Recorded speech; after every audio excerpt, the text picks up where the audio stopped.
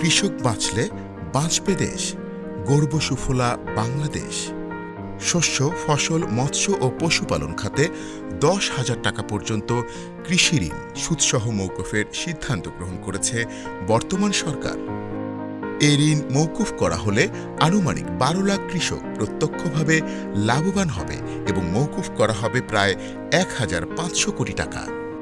এর ফলে ক্ষুদ্র ও প্রান্তিক কৃষকগণ ঋণের দায় হতে মুক্ত হবেন এবং ব্যাংক থেকে পুনরায় স্বল্প সুদে কৃষি ঋণ গ্রহণ করতে পারবেন। কৃষক রক্ষা পাবে স্থানীয় মহাজনী ঋণের উচ্চ সুদের হাত থেকে।